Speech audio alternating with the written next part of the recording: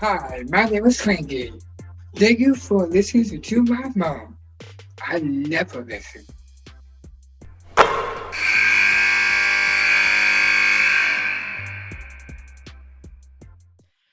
Well, I can't even believe sometimes how lucky we are to have the kind of guests that we get to have on Nothing But Net. I'm joined by the point guard from LSU, Khayla Pointer, the graduate student playing for Kim Mulkey down there in the Bayou. Khayla, come on now. You know how much fun this has got to be, right?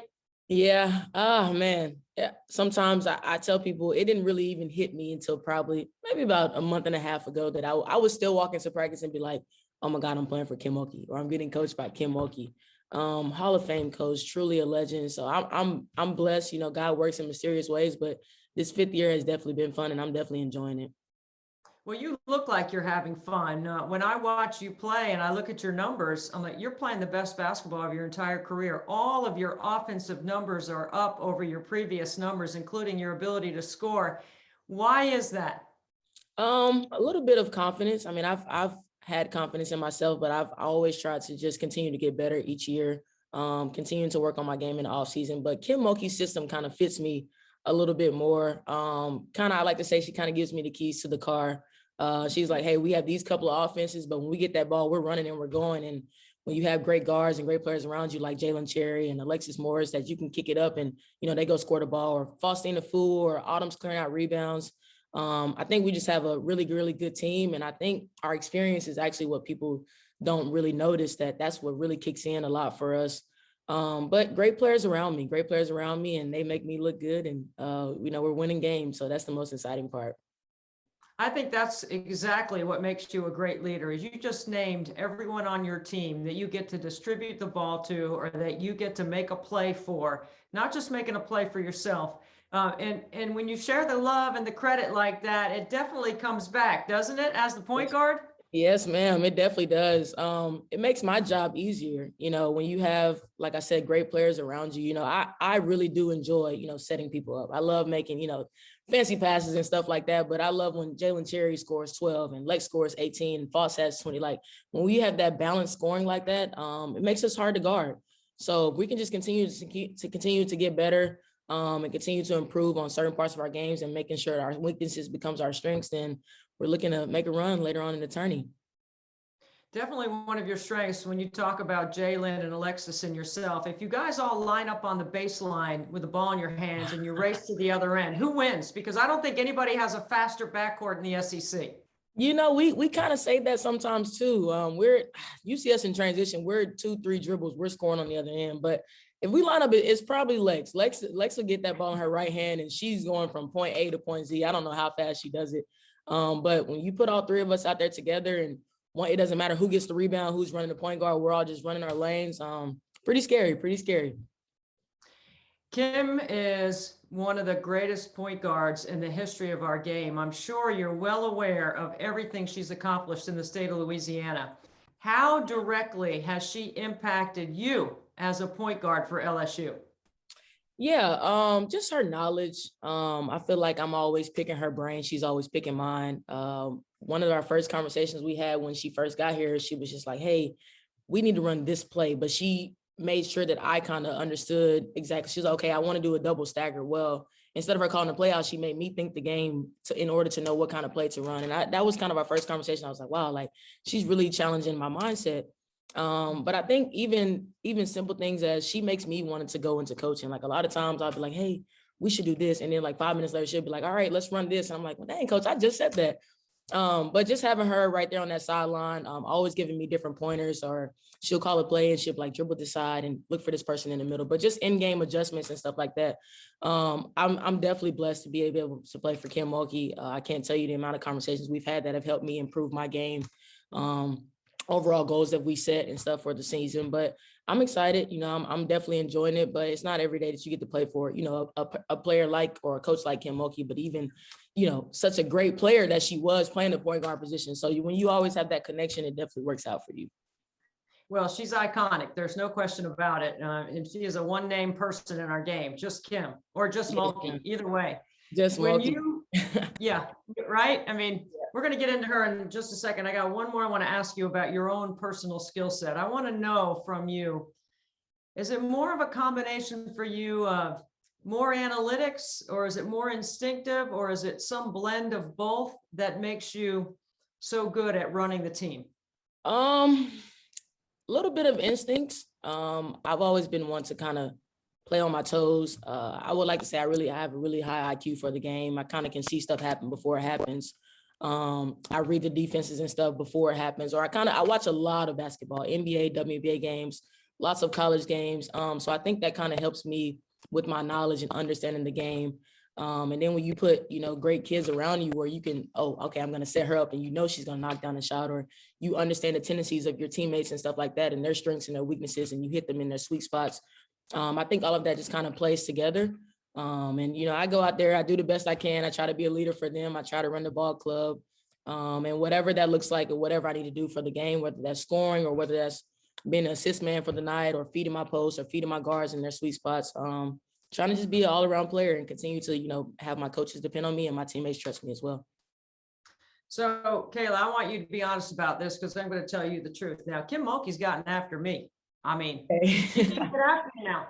She's straight up like, ain't no joke, tell the truth. This is the way it is. And some people can't handle it. I can handle it. I love it. How about you? Yeah. I've been one to, I've always had tough skin. And coach, when she come here, they're like, coach has a way of getting at you mentally. So you have to be able to be strong at, she has her different ways of trying to not necessarily get in your head, but different things to say to push you and make you a better player. Well, what I always tell my teammates is that comes a lot with confidence as well. So if coach is getting on you saying, oh, you can't do this, or you blah, blah, blah, just trying to get on you to motivate you, you have to still have a strong mindset and believe, okay, coach, I got you, or I can work on it, or I got your back, I won't let you down. But having trust and faith in your own skill set, which comes with, just putting time in the gym and in those early and those late hours that no one else sees. So if you ask me if I'm able to handle, yes, I am able to handle it. A lot of times I'm just like, all right, coach, or I'll just laugh with her, or she'll hit me on my butt or something like that. But it's challenging for me. And definitely has made me a better player, but I'm excited the most about being able to play for somebody that I'm not related to. So I played for my dad all my life, then I played for Coach Fargus, my aunt. And then when you bring Kim in here, it just kind of gave me a different aspect of, the game, and just, being under someone, different type of leadership that I wasn't related to. So being challenged in different ways. Like I said, coach challenging my mindset and stuff like that has definitely pushed me, but I definitely believe that has made me a better player. I look at it like a different kind of love, right? Dad, well, I want to ask you about your dad. And then, of course, Coach Fargus, different kind of love. And now you got Coach Mulkey. It's a different kind of love. Some people can't handle tough love. You seem to be handling it pretty well with Coach Mulkey. So we're going to move on past that, because I know you're going to give me the same great response that you've been giving about how much you love playing for Coach Mulkey. Now tell me about the PMAC, because I said when LSU invested in Coach Mulkey and brought her to LSU, that the PMAC was going to be like blowing a roof off every game. What's it feel like to be in that environment? Man, it's jaw dropping. Like the first game, I don't remember. I think might have been Texas A&M was our first home game. So many people were there. And us seniors, we've never experienced anything like that. So we walk out and so many fans, and then coach walks out a little bit later than us and they cheer for her. But the crowd is just, oh my God, it's so loud in there. A lot of times we can't even hear coach what she's calling. She has to do hand signals. But it's fun. It's really, really exciting. I didn't know how much of an impact the crowd had, or how much fun it is playing in front of so many fans. And even the hype around the South Carolina game, that game right there, it felt like a national championship game, an SEC championship game. So many people were there. We had almost 9,000 fans there. But just being able to play in front of such great fans, I'm so happy that they're coming out to support us. They definitely do make a difference for us. But for us seniors, I'm enjoying it. I look forward to our home games. It's loud when you make moves, you make plays, especially when we're going to run and Coach Kim is on the sideline, throwing her hands up and down. It's fun. I'm definitely enjoying. That's probably one of my most favorite parts that I'm enjoying about this year. I mean, she's working it over there. So the rumor that I heard is that that wonderful jacket that she was wearing for that South Carolina game is no longer in existence. It might be in shreds. I'm trying to see how I can get that jacket. I need that jacket, Khayla. I got dibs on it. That's my favorite jacket that she's worn this year. And coach usually comes out with some nice outfits, but I was like, okay, because she walks in the locker room before, and I'm like, oh, okay, coach. Yeah, love that jacket. I was a huge fan of it too. How deep do you think this team can go? Because I'm going to tell you right now, I told Kim when she got the job that you would be hosting first and second round and you would be a Sweet 16 team, just based on all the energy, all I knew that she would bring, what you had coming back, and you were a big piece of that. What do you think about that? The NCAA tournament, I know is farther down the road. You got other goals you want to accomplish, but I just want to ask you about that environment, how you think that might matter in the NCAA tournament. Hosting the first and second rounds, I've never been a part of that. We've missed the tournament a couple of years, so when you think about all of that, it's exciting. It's very exciting. But I think we can make a really good run. When you look at our team, we have so many different ways that we can score. I think the strong part of our team is our guards, and when you look at how much Cherry has blossomed into the Cherry that we knew she could be all along, and then you add a stud. Cherry has blossomed. Cherry has blossomed. I love Cherry it. Has blossomed. Yeah. So, and then you bring a stud like Alexis Morris that transfers in, and you just have two great guards alongside of me, and then Foss being dominant, and Autumn gets every single rebound that comes out there. I think when you put that together, and we're continuing to get better, we're continuing to build our chemistry with one another. We're dangerous. We're dangerous when you come and you put that with our defense. See, a lot of people can score, but they don't really care about the defensive end. You kind of just try to, outscore people. Well, we take pride on our defense, and LSU always has, but with Kim Mulkey this year, we're playing man to man. We're getting after it a little bit more. And then you throw it with our high power offense. So I think it's going to be tough. I'm really, really excited. I like our chances. I like our chances at a run for the SEC championship. Definitely like our chances at the Sweet 16, but us seniors, we talk about all the time, we're going to try to make this season memorable. And we have a great team here led by Hall of Fame coach Kim Mulkey. So we're going to see. We're going to see, but definitely look for us. We're definitely going to we're going to make a run for it. Oh, you're on the map, all right. But I will tell you, this podcast, Nothing But Net, takes zero pride in anything defensive. So we're not even going to go there. I know how good you are defensively. We don't want to talk about defense on this podcast, so we're not going to talk about it. If you're going to define your team in maybe 3 words or just 3 bold statements about, because I think sometimes culture and identity become cliches about the way we discuss our game. How do you size up 3 things about your team? I'll say experience is one. Like I mentioned before, we're one of the oldest teams in the SEC, but a lot of those games that you've seen us pull out has been because we've been in those situations before. Not necessarily those game moments, but just understanding our leadership and being in those different experiences. Resilient, I would say resilient is one. We get down sometimes. Sometimes teams come out and they punch us first, but we're like, okay, we're good. We're all right. We'll be fine. We're going to make our run. That's their run. We're going to make our run. And tough. We've been in some dog fights this year. Battled South Carolina, that dog fight with Missouri, Georgia on the road. But I think that just talks a lot about, our team and our trust within one another. We trust each other out there. And a lot of that comes from our relationships off the court. We're really, really close off the court. We spend time together. And just when you can care for each other off the court and you bring that on the court, you want to play for each other. You want to go hard for each other. You want to see the other person shine. And if you're okay with, whoever gets the credit, whoever gets the success, and nobody cares about that as long as you want to accomplish that last goal, which is winning, then I think that's when you see the teams that have become more, successful when they're unselfish and things like that. So I think all of that sums us up. I'm definitely proud of us. Like I said, I'm very excited to see where, we'll go. And we're going to see where we take it.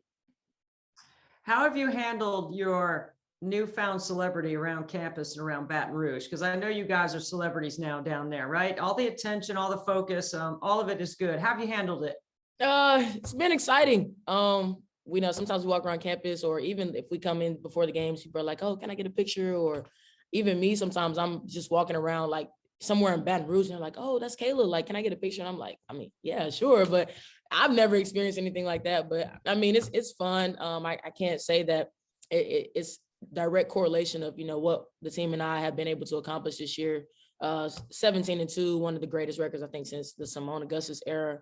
But the people in BR are exciting. And if you've been to a football game or, a Saints game, you understand that the Louisiana fans, they love their Baton Rouge, or they love their, the state of Louisiana. They come out to support you. So to see that support that, men's basketball was getting in the past couple of years with Will Wade, now coming out to our games and we're getting that same support from them. They mean a lot to us. The fans have made a huge difference from this year.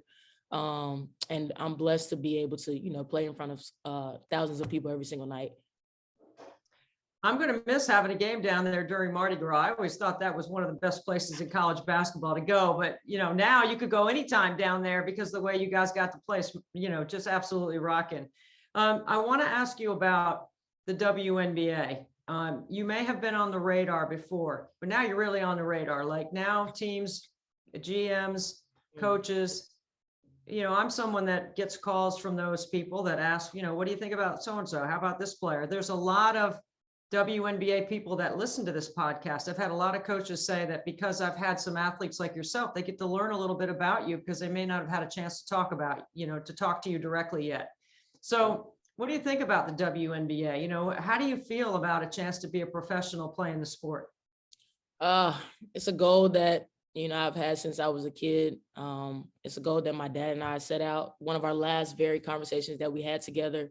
So I feel like in a sense, the season he's been with me, and I feel like that goal is something that I have to accomplish because I feel like I'll let him down if I don't. But the WNBA, so many great players, so many, old heads that are still in the league. And I was like, oh, I can't, even if I get drafted, like, what if I go to this team and I'm, it's a Sue Bird or a Diana Taurasi? I was like, I don't even know how I would act in that moment because like I mentioned before, I watch so much basketball. So to watch those players every single day and then maybe soon in a couple of months be in the same gym with them, it'll just be, I can't even explain it. But I'll definitely be thankful, if I do happen to get drafted. I do believe that I am capable in playing in the league. I have, done my best to improve. Like I always wanted to improve for myself, just always want to focus on my own game. But being a point guard and being a leader of my team, just making sure that I can always be dependent on from my players and dependent on from my coaches. But to accomplish the dream of playing in WNBA is something that I hope soon in the next couple of months that I will get my name called. And if I don't, I continue to, hit the grind and work hard and try to enter the draft next year. But I'm definitely looking forward to it. Well, I'm listening to you, and if I'm a WNBA general manager or head coach, I'm hearing these things: coachable, high IQ, great energy, terrific leader, infectious ability to score. You've got all the intangibles. You've got the whole game. If you had a weakness in your game that you thought you needed to work on, what would it be? Free throws, but that just comes with a mindset, just repetition. But what I have been trying to improve is, my mid-range pull-up game, which I have kind of used it a little bit this year, but I've been known to be a driver. I've improved my three-point shooting. So now I'm just kind of trying to get that middle level so I can be a three-level scorer.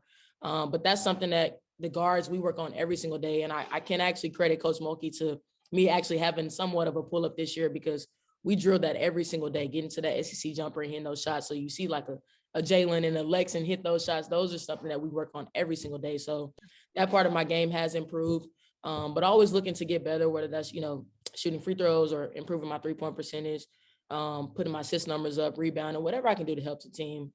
That's the one thing about me. I'm very, very selfless. I don't care what I finish with at the end, what my stats are at the end of the game. I just hope that we win the game and we're on to the next one. So, yeah. The other thing that you make me excited about is I know you're highly motivated. You're intrinsically motivated. So you don't need an outside source to get you going. And you mentioned your dad. No kid should have to go through what you went through, losing your dad in his early 40s at such a young age. And for you to be such a young adult at the time, getting ready to start your college career. I know your dad has a lot to do with the way you play and where your inspiration comes from. Tell us about your relationship with him and how you've used that daily to continue to propel you inside your game. Yeah. My dad is, someone that coached me since I was a little kid. He's the one who actually had me start first playing basketball. But coached me all the way to middle school, coached me in high school, and I played obviously for him in AAU. He was a speed and agility trainer. So, you know, sometimes we get up in the morning, he'd be like, hey, you know, let's go to the gym. And I just, oh, Dad, I don't want to go. I don't want to do this. But I thank him to this day because stuff that he made me do when I was younger, I didn't understand why he made me do it before, but it turned me into the player today. And, you know, when I was younger, I was always so much advanced than other people because he had me, you know, doing the extra workouts and doing the late night workouts.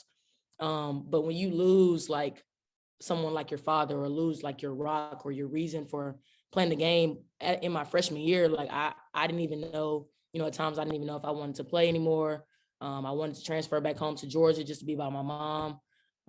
But it was something that I wouldn't have got through if it wasn't for Nikki, if I'm being honest. And just having my family here to support me, my grandmother, my cousins, it was a lot better than, I mean, no one wants to go through a tragedy, but I was very thankful to be here around family than off at, you know, another school where I'm alone by myself and having to go through one of the, you know, toughest times of my life. But my story is very, very different. Sometimes I look at myself in the mirror and I'm very proud of myself because I know where I was and I know how far in a dark place I was beginning of my freshman year, and to see myself where I am today, not about stats, not about, you know, us winning, nothing really related to basketball, but just to be able to be excited about how far I've come and get back to the person that I was. And as far as my basketball career, I actually set certain goals for myself, you know, to get back to who I was supposed to be all along. I had goals with my father to be all SEC freshman team, those type of things going into college. But obviously when the tragedy happened, wasn't able to accomplish that. But sophomore year, I called it my bounce back year. So I got, you know, I did okay my sophomore year. I got most improved player from LSU. And then my junior year, I'm like, okay, well, I'm going to try to make all SEC second team. And I was able to accomplish that. So I go into my senior year and I'm like, okay, well, I'm going to try to make all SEC first team. And then I was able to accomplish that. So my fifth year, I'm like, I set a couple goals for myself, which I'm five or six rebounds away from being 1,500, 500, 500 player, which is something I set out for myself at the beginning of the year. So sometimes I sit back and I look in the mirror and I have a moment or I have a breakdown because I'm just so proud of myself, you know, how far I've come, and just to be able to bounce back. And I you know, I'm like, I feel like I'm strong. I feel like I'm strong a little bit. But when I look back on where I was five years ago and not even know if I wanted to play the game, and then, you know, having the season I am this year and how everything is working out for me, and God is right there with me. I'm just very blessed and thankful. And I can't tell you how much my story means to me though. Your story means a lot to a lot of people, Khayla, and I'm proud of you for how you've gone about being such a great ambassador for the game and how you've improved your skill set every year. You're a top 25 player in the country based on ESPN's last scouting report. You are a first teamer in a lot of different ways, and thank you for spending some time with us so we could get a chance to know you a little bit better. I don't know how anybody wouldn't be rooting for you, young lady. At 17-2, 5-1 in the SEC, winning 3 in a row, and you've got some good games coming up. We're looking forward to watching you finish strong and through February and into March. And thank you so much, Khayla, for taking the time to be with us. Yes, ma'am. Thank you so much for having me. It was a pleasure. I really appreciate it.